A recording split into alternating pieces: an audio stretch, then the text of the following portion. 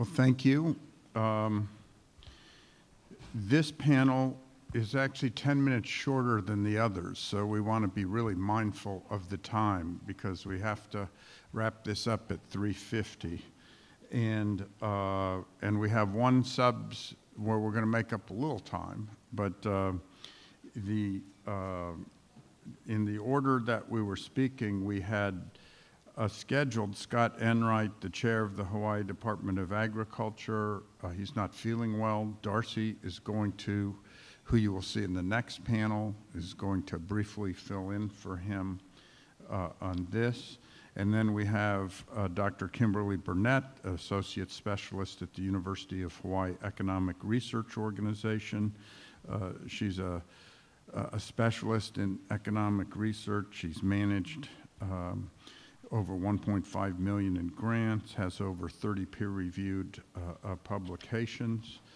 And then Warren Watanabe is Executive Director of the Maui County Farm Bureau. He was born and raised in a family farm in Kula and graduated from Maui High School. He's had various positions with the Farm Bureau and is a strong advocate for the important Agricultural Lands Initiative, providing a mechanism for ensuring long-term viability of agriculture in Hawaii. Chris Manfredi is president of the Hawaii Coffee Association, which is a statewide nonprofit coffee industry organization.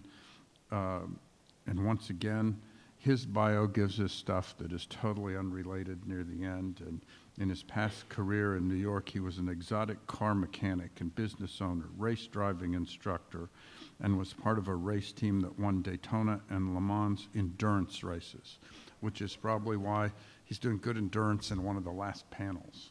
So we're going to start with Darcy and then go down the row. So Darcy, welcome. Thank you. Aloha, thank you all for coming today. I'd first like to start off by issuing my sincere apologies on behalf of Chair Enright. He got ill office sickness spread to him on last week and could not make it today, and he sends his regrets. As such, I don't really have a prepared talk since I was in transit most of the time I was trying to get here to prepare. So, but I did get a quick briefing from Chair Enright on what he'd like to talk to me, he'd like me to talk about on the phone in transit. And so the economic impacts of invasive species for Hawaii is actually something we're far too familiar with. Being an island state, invasive species really impacts and magnifies all of our issues here. And one of our longest standing economic impacts for invasive species is with fruit flies, something that I've worked on for most of my career. And fruit flies has resulted in the creation of a pre-clearance program. So all of you who will be leaving Hawaii experience this, where all of the material that you're taking out is getting screened as you leave. Similar to if you're coming into a foreign country, like there is a screening process. And this is all part of a system that was set up to protect the mainland U.S. from our invasive species. Notably, the 4 pest fruit fly species that are established here in Hawaii. And this creates a variety of cost issues. So I'll pick out one particular commodity that is near and dear to everyone's heart, avocado, and your avocado toast in various points of the day.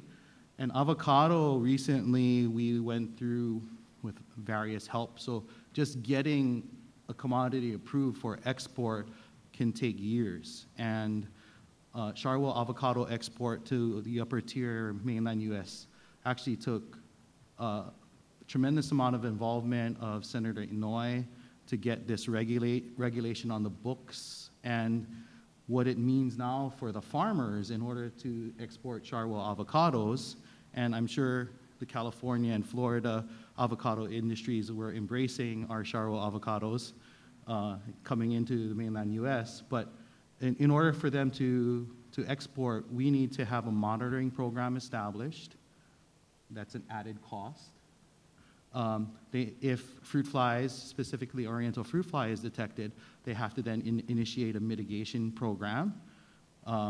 There needs to be, they had to improve their packing houses and their packing systems to include packaging that can prevent fruit fly from affecting the fruit, so another added cost. And so every step of the way, the growers for this one commodity are faced with additional regulations that in the end increases economic costs and burdens, making it that much harder for them to get to market. And at the very end of the day, the number of markets that they can send to is limited because we're only allowed to ship to the upper tier continental United States. So all of these issues multiply over time, and fruit flies don't just affect avocados, they affect almost everything that we ship from Hawaii. So this is the long-term burden that we're faced with in terms of the economics of invasive species control and the possession of invasive species, whether we like it or not. And as it relates to all of our Western state partners, if we do not engage in these practices, though, we can shift inadvertently that burden to other states. So if California ever received our fruit flies and it got established, we would create tremendous economic difficulties, not just for California, but for California being the breadbasket of the US, for a trickle-down impacts on all of our food prices because it will cost that much more to produce food in the long run. So, thank you. Great, thank you. Thank you for pitching in. Kimberly? Hi, good afternoon. My name is Kim Burnett. I'm with UHERO, which is the UH Economic Research Organization. And at risk of sounding like a broken record, I think I'm going to emphasize a lot of the same points we've heard today, just trying to understand the value of pre-border activities, and if it can at all help us reduce kind of the post-border mitigation and damages that can occur from an invasive species. So UHERO looks at basically Hawaii's economy and policies, environmental and economic policies in the state. And kind of what I do and my group does is tries to monetize and put dollar values on a lot of these things that we've been talking about. So I think I'm one of Springer's peanut farmer nerds that she mentioned before. But these numbers are helpful in many ways for decision makers, for outreach purposes, to kind of understand that these damages have real monetary value, and we're spending a lot of money looking at these things every year.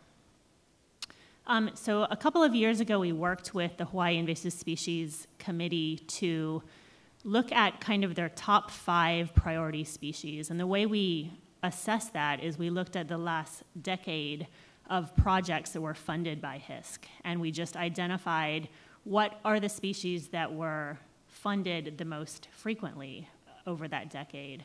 And so that was 2006, 2005, 2015. So those 10 years. And the species that came up the most often were fountain grass. We've heard a lot about all 5 of these already. Fountain grass, axis deer, coqui frog, little fire ant, and Myconia.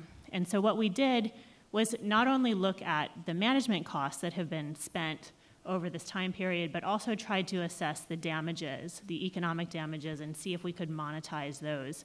And we just looked at the previous 5 years because we had the best data for that. And that number came to about 83 million. And I'll just reemphasize this is only a handful of species over a handful of years. So 5 species, 5 years. It's just kind of a snapshot just to kind of put things into perspective. And so this table is from that report, just looking at both the annual cost and then also that 5-year total for both, again, damages from these different species, and these are economic damages, environmental damages, everything that we could monetize. And for the most part, these are going to be minimums because we don't have complete information on everything. And also what was spent by HISC on management, what was funded by HISC on management for axis deer, coqui frog, fountain grass, little fire ant, and Myconia. And this is how we got to the total of about $83 million over 5 years. But we know that we're not, investing in biosecurity and spending this money on both pre-border, border, and post-border expenditures because we expect to get a return immediately. These are long-term investments, right? And so what we tried to do is think about the future. This is not just a short-term return that we're looking for. What if these species continue to spread at the current rate that they are, given kind of status quo what we're spending today? And what would that look like over the long term? So this is actually 50 years. If each of these species continue to incur the same level of damages with the same level of expenditures as we're spending today, then we're talking about in the hundreds of millions of dollars. And this is only, again, for 5 species. These examples, just to kind of put things into perspective, because we only looked at those 5 species in the report. I just wanted to kind of, and all of these examples are directly out of the biosecurity plan, which is so comprehensive, and I was just really impressed by how well thought through and how many points it hit on. But these are just some examples that we didn't include in the report. So the agricultural sector, so what's at risk? We've talked about this extensively today, over $600 million in value, and we've talked about the fruit flies losing $300 million every year in revenue from these infestations. Another UHERO report, almost 2 decades ago now, estimated, and Suzanne and David have touched on this, the value of the watershed and even just the ko'olaus on Oahu, what it's worth. And if something like ROD continues to change the structure of our forests, what we have to lose. The horticultural production as well. The visitor industry is probably 1/4 of our economy in Hawaii. We know that when there's these human health disease outbreaks, we see dips in visitor numbers and visitor spending. So that's also, of course, at risk. And then little fire ant, a study that Cass and others were involved in a couple of years ago, this estimates just for this county alone about $175 million a year in costs. And so my final slide is it's another table directly out of the interagency biosecurity plan, just kind of emphasizing over 10 years, if you look at the last column, if we can plan to spend this, $12.9 million, $98 million is the border planned expenditures. Can we avoid this $255 million in post-border management costs? So, of course, this assumes all of these things, pre-border, border expenditures, are perfectly effective at keeping things out and keeping things under control. We know that's not the case, but, if you look at the magnitudes of these estimates, it's quite clear that, investing in pre-border management and expenditures has a lot of value. Thank you. Thank you.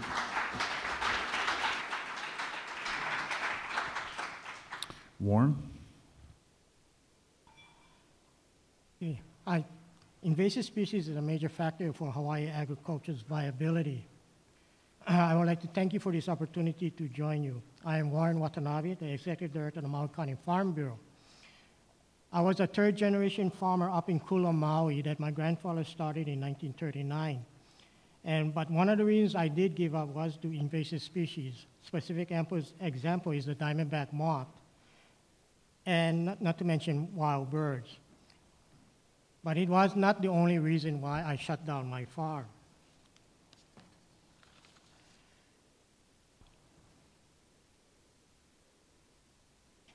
The importance of invasive species is reflected in an unprecedented, bold action by the Hawaii Farm Bureau in 2010 to introduce a bill in the legislature to tax itself to increase Hawaii's capacity in what it saw as a losing battle. Hawaii is unique in being responsible for protecting our state, while the federal governments protect the continent. Industry has suffered major setbacks with the introduction of spotted wilt and the diamondback moth. Coal crop production included regular container load shipments to the West Coast and Canada. Hawaii was largely self-sufficient for coal crops and lettuce. Agriculture had been the king of the islands. Yet a virus and tiny moth caused this vibrant industry to buckle, and to this day, we have not recovered.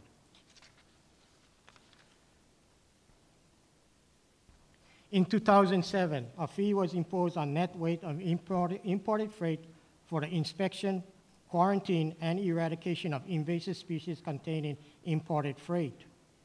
Money is collected is deposited into the pest inspection, quarantine, and eradication special fund for these specific purposes. Charges have since increased to 75 cents for every 1,000 pounds of freight. In 2008, the Hawaii Biosecurity Plan, designed to increase Hawaii's capacity to battle invasive species, was established. Agriculture's battle with invasive species is multifaceted. Farmers find themselves battling an array of pests at the same time. At any one time, fungal diseases, insect pests, and viruses, along with feral animals, need to be managed. And I think this is a major point with agriculture's viability. You know, we're not only dealing with insects, but we deal with feral animals. You're all aware of the problem the state is having with feral pigs. On Maui, we have the excess deer. We have that problem for years. And yet, the combination of all of these things make it very difficult for our farmers and ranchers to be viable. Unlike large-scale efforts to focus on a single pest, individual farmers cannot afford such a narrow effort, or crops and livestock will not flourish.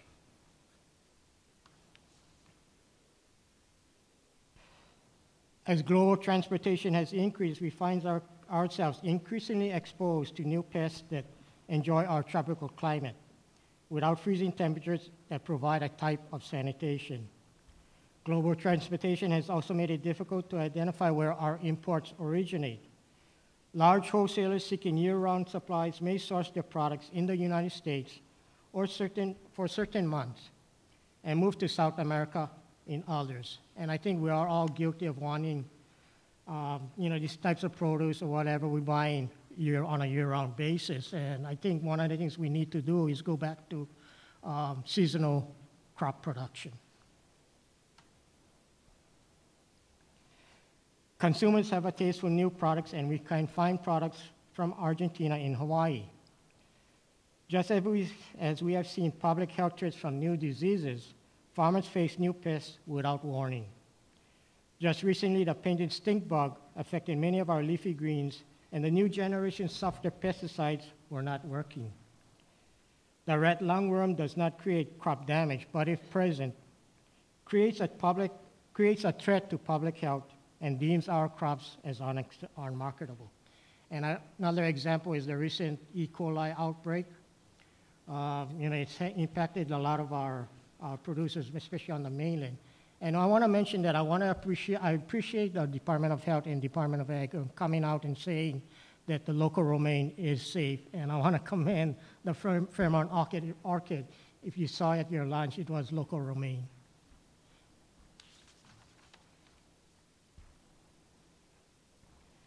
Hawaii had interrupted its statistical services, making actual economic data unavailable. However, past data showed that our local production volume has not greatly changed since the 1940s, despite demand from increased population. There are marketing issues but invasive species did play a role.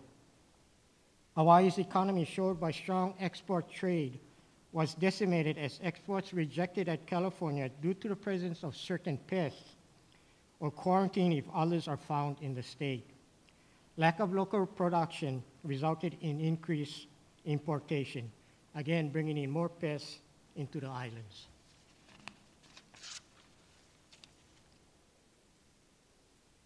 Today, we have our floriculture as well as unique crops such as coffee, which need protection to continue their export capacity, and the rest of agriculture for which invasive species management is crucial for viable production. Hawaii's future in increasing our self-sufficiency and sustainability will exist as the industry's production capacity increases to include exports. Local markets alone cannot support large production that will ensure increased self-sufficiency. And again, we want to commend Governor Ige for his challenge of doubling local food production. But I think you cannot just talk about one segment of agriculture. It needs to bring in everybody. Like I mentioned, floriculture, we have Chris with the coffee. Other aspects or sectors need to also be increased. Our inability to manage invasive species can be a showstopper for the governor's initiative on local agriculture production.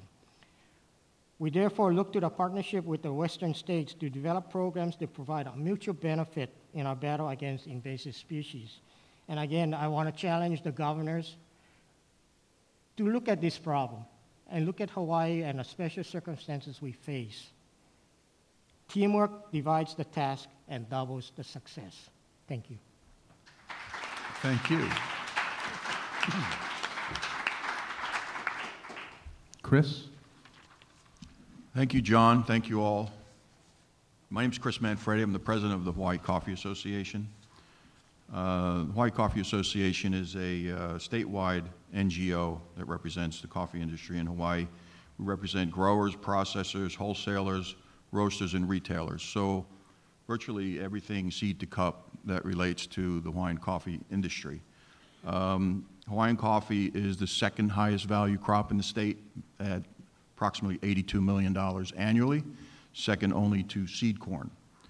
I want to talk a little bit about case study in invasive species that we've experienced in the coffee industry recently, and that would be coffee berry borer, which I'll refer to as CBB. It was discovered here in 2010. We think it came in on passenger airline. The industry had to react very quickly with our partners at the university, the Hawaii Department of Agriculture, and USDA APHIS. We quickly established quarantine. It was originally found in Kona in 2010. In spite of the quarantine, it rapidly spread throughout this island within a matter of months. In 2015, it was found on Oahu. 2017, found on Maui. And Kauai is the only remaining coffee-producing island that doesn't yet have it. Working with our partners, we developed an integrated pest management program. We engaged on a campaign of education, developing tools. We formed a coffee berry borer task force because there's divisions within the coffee industry, and we found that any one group could not communicate effectively. So we brought different coffee advocacy groups into this task force along with the university and the Department of Agriculture and our federal partners. We lost a lot of coffee farmers with that outbreak. It drove the cost of production significantly higher. And just to give you an idea, Hawaiian coffee is at a pretty significant competitive disadvantage to coffee produced everywhere else in the world. Our hard cost of land, labor, transportation, inputs, all our fertilizers have to be imported, place our coffee at a position where we are, at a necessity, obligated to produce a ultra-premium product. And if we don't do that, we're not going to be in business. Coffee berry borer has degraded the quality of the coffee. We've had to revisit our Hawaii grading standards to realign them with the reality. Otherwise, we would have lost a lot more coffee farmers. We're now that we've somewhat recovered, we're looking at restoring our original grading standards. But we're kind of on the bubble. Just to give you an example, a good Kona coffee will sell for approximately $20 a pound wholesale. A similar coffee from South Central America or from Africa will wholesale for about $2 a pound. So we're 10 times more. And you may think that's a windfall, but my day job is I run what's called a PSO, which is a producer support organization. And I can tell you that growers are not experiencing a windfall at current pricing. We had a labor shortage, which exacerbated the problem, in addition to losing farmers who wouldn't harvest their crop. That would create reservoirs and breeding grounds for CVB. If you don't have the labor to pick the crop, they just fester there till the next season. And even though you're doing everything right on your farm, if your neighbor isn't, or if your neighbor has abandoned the farm or can't get labor to harvest, all those bugs are coming right over to your farm and driving you crazy. We lobbied for subsidies, both federal and state, for a product called Mycotrol or Botanigard. It's Bavaria bassiana, which is a fungus. It's fairly effective. There's only a commercial strain available. Sometimes more effective than others. It has to be kept cold, and it's not always kept cold. So sometimes we'll get the product and spray it, and it doesn't do anything because the fungus inside is dead. We have no way of knowing that when we're buying it and spraying it. So it's kind of a crapshoot. We're at a competitive disadvantage also because all over the coffee growing world, they've had broker for a long period of time, or CBB, and they're able to produce their own Bavaria bassiana from locally occurring strains. US EPA rules don't allow us to do that. We can produce it and we can spray it, but you can't sell your coffee. You'd have to drink all your coffee. So it's kind of a crazy problem with the rules, which we're trying to tackle now. We're embarking on an effort to enter into conversation with the EPA to see if we can either reclassify Bavaria bassiana as a minimum risk pesticide or get a blanket FIFR registration for multiple GHA strains that are naturally occurring in Hawaii, cheaper to produce and more effective than the commercial strains that are imported, which will also wean us off the federal and state subsidies that have kept the industry afloat. These reimbursement rates started out at 100%, and in order to make the money go a little bit farther, we knocked them down to 50%, but there's still a labor cost involved in managing the pest and integrating the IPM. So we've seen what happens with coffee berry borer, not fun at all. And there's another one out there that's coffee leaf rust, which has been all through South and Central America. And if it came to Hawaii, it would probably destroy the industry. I think it would be a long time for us to come back from that. Another point I'd like to make that you folks will experience if you're visiting here, when you leave Hawaii, your bags will be screened at the airport. When you come to Hawaii, your bags are not screened at the airport. And I just want you to think about that for a little while. This whole conference is about invasive species and how important ecosystems and agriculture is to Hawaii. Yet, we're not taking that step. Yes, we have the declaration forms. Might work, might not. But I sure wouldn't mind waiting in line to have my bag screened on the way in. And we have talked to some folks in DC about it, and from what I know, they do it in New Zealand, and what it does is educates the public on how important it is. So they don't mind standing in line. Say, hey, this is important enough for us to, get a second look. Okay?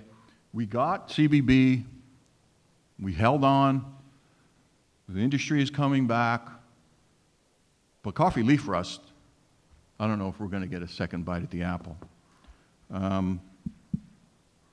Additionally, developing rust-resistant varieties for Hawaii is something that we're certainly working with our partners at the department with. And that's my case study in coffee and coffee berry borer. And thank you for listening and for inviting me to speak. Thank you, Chris.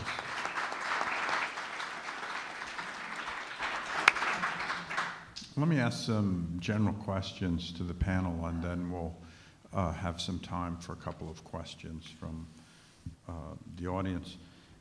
I know Kimberly presented us some statistics. I was going to ask how difficult it is to quantify the impacts of invasive species on a single agricultural product, because a lot of times the programs might be more landscape, such as with soil and water or other things. How difficult is it to ascertain just about one crop? About one crop instead of the general landscape scale.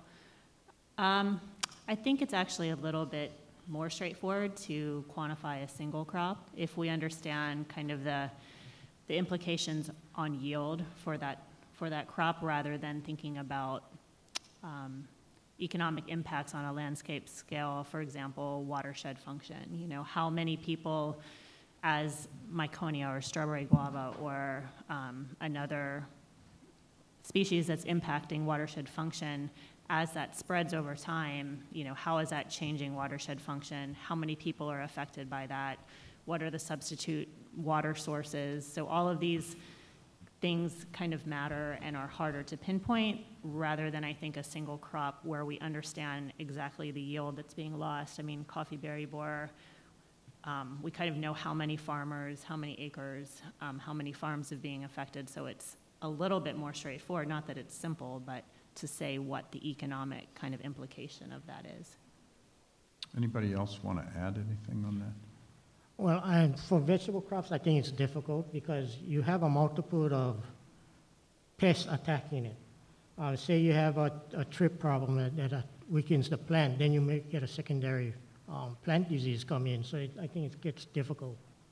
Although what you just said leads a little to my next question, because a lot of times if you're dealing on the mainland, you might have this just one crop in an area. If you're in certain parts of the Midwest, it might either be soy or corn that is just as far as the eye can see. But here, there's a vast diversity of crops. So what challenges are presented by trying to address invasives in a more diverse series of crops in a smaller location? Who wants to take that? Well, we are a state with small farms. I mean, you have from 2 acres to, you have Larry Jeffs on Oahu with thousands of acres.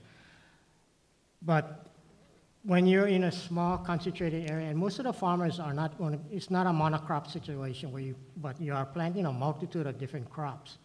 And each crop has specific pest mitigation strategies. Even your chemicals, there are chemicals you can use on one crop you can't use on another, so it makes it very difficult. Unlike the mainland where you have, large tracts of one crop. Yeah, and I think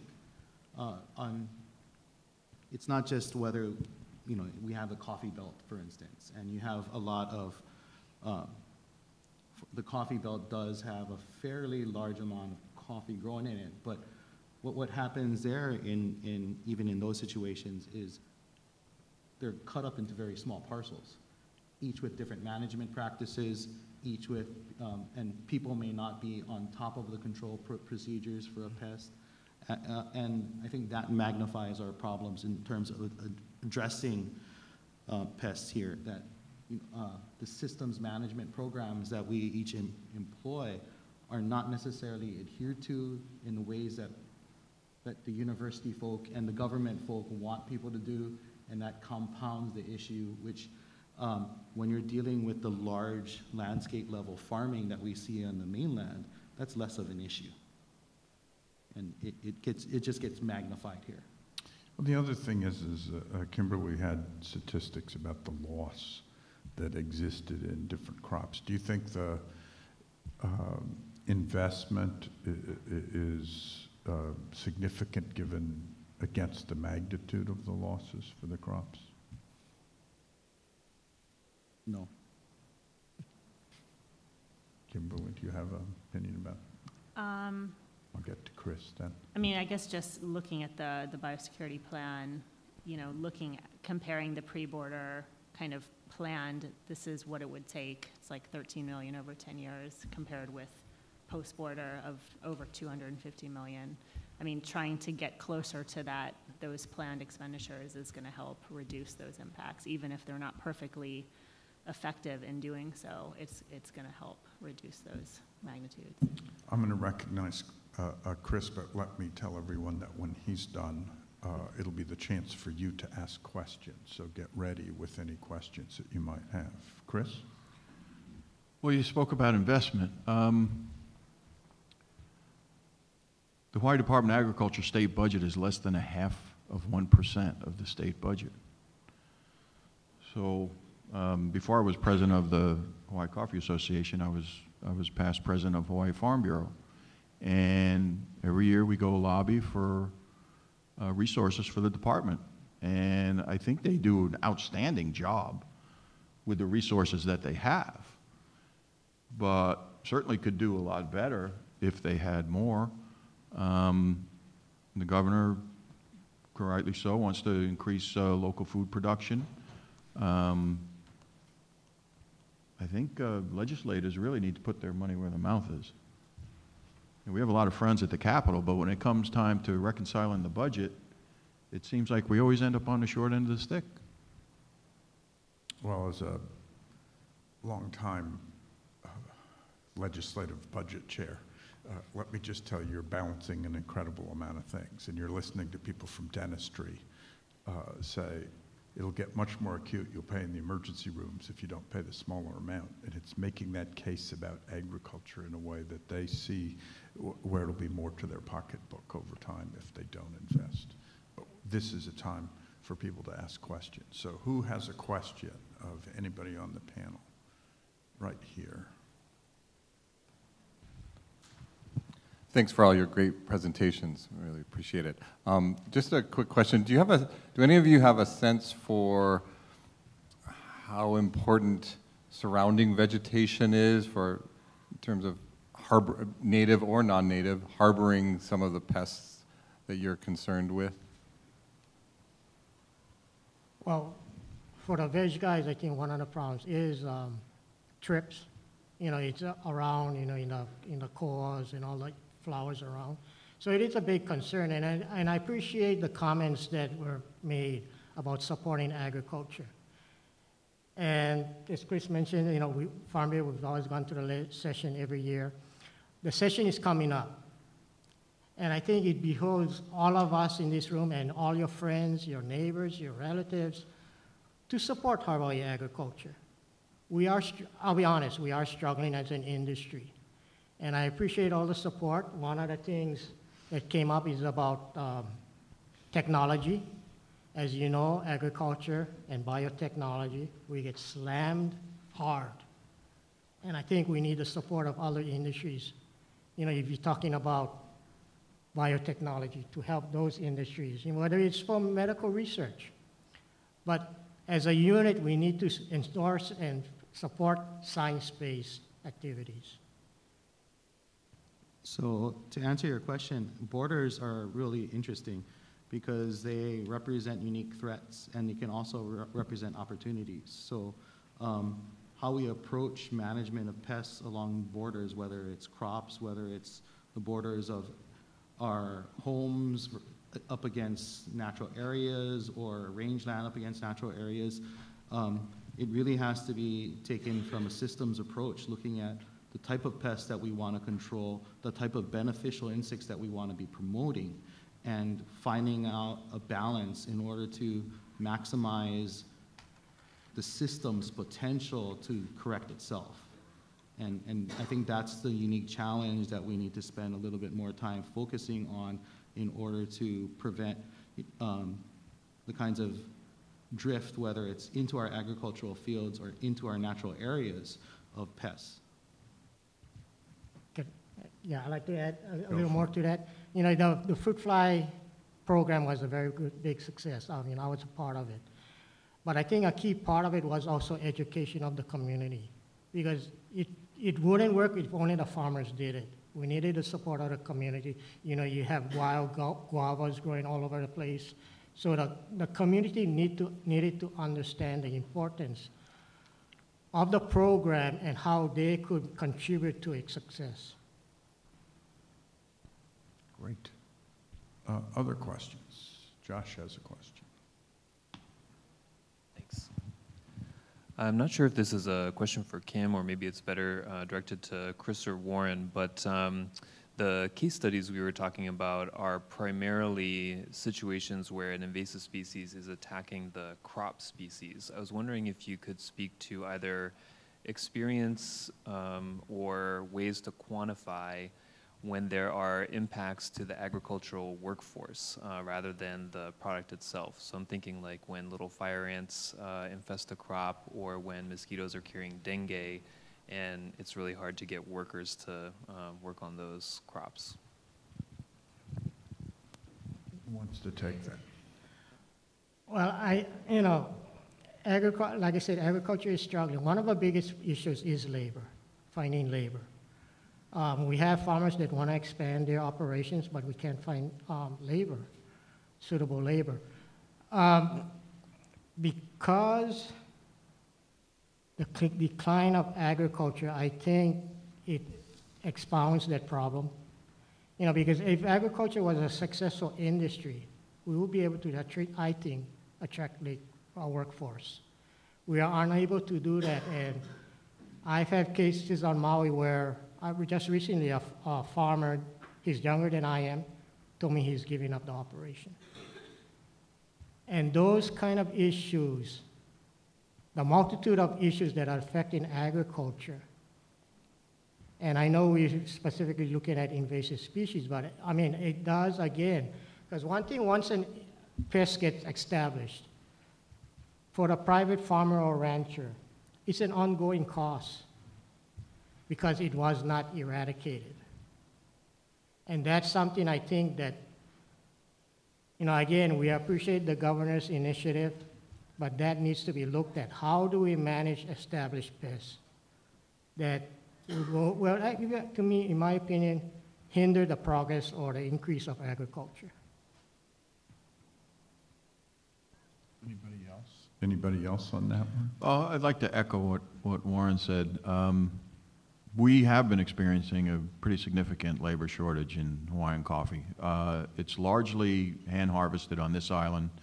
There's some machine harvesting on Maui and some machine harvesting, or almost exclusively machine harvesting on Kauai.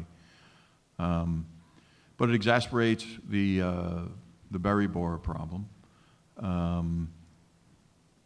And a big barrier to getting more workers here are local housing regs.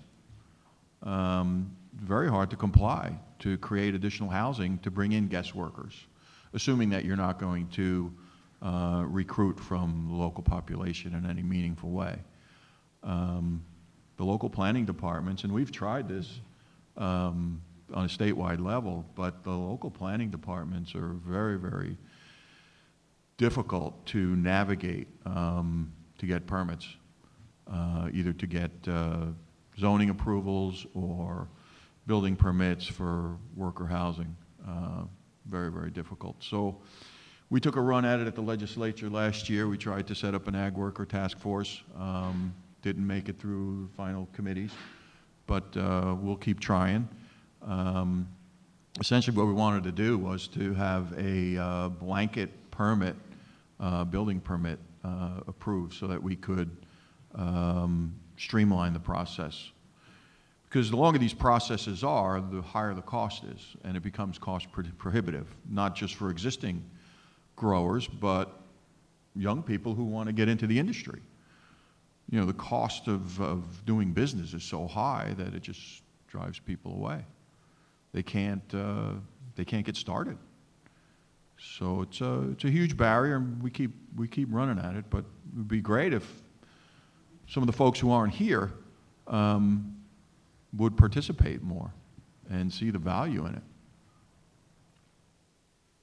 We have time for one more quick question. Does anybody have a question?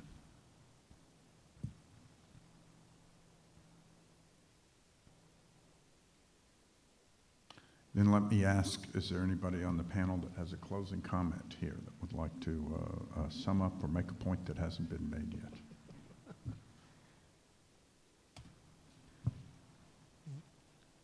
I just want to say thanks for, a great conference here. Great topic.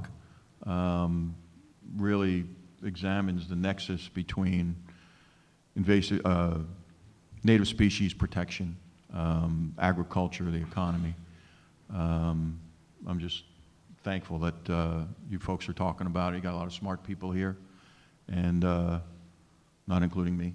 But it's just been a pleasure visiting with you. Thank you.